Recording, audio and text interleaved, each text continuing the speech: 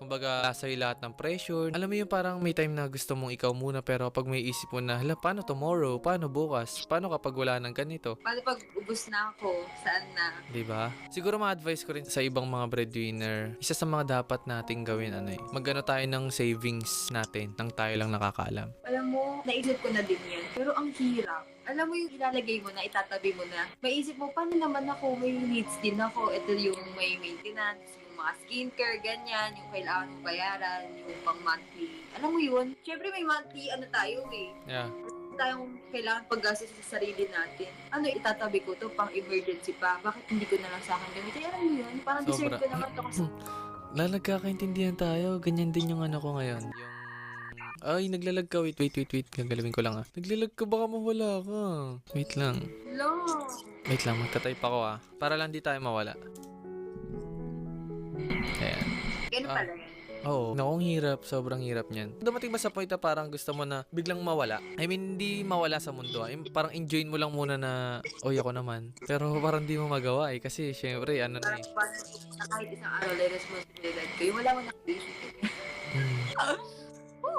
Wala, nagkakaintindihan tayo. Ang hirap libangin ng sarili mo na, okay lang ako, okay lang yan, ganito talaga yung buhay. Pero pagka naisip mo talaga, parang, pero masarap sa feeling. Masarap sa feeling na nakakapagbigay ka na iraraos mo kahit pa paano.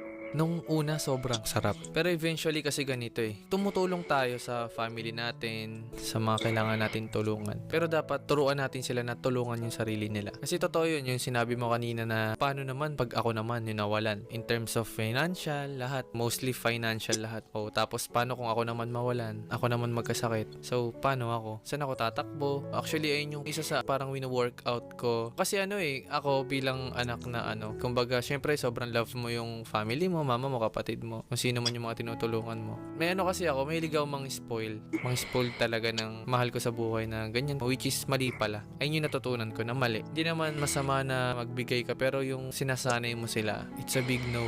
Kumbaga, sobrang hirap nun. Alam mo yung parang nag-iba yung perspective ko sa'yo. Ngayon nakikita kita, parang nakikita ko yung sarili ko. Parang feeling ko, hala, kinakausap ko yung sarili ko ngayon. Kasi, syempre, breadwinner ako for how many years ng buhay ko till now. And di ko alam kung hanggang kailan. So, yun lang, laban lang. Mahalin mo yung sarili mo. Sa point na to, maging smart tayo. Magtabi ka para sa sarili mo. Hindi dahil madamot ka. Kasi ganito isipin mo na lang kaya ka nagtatabi sa sarili mo para rin sa kanila. Gets mo?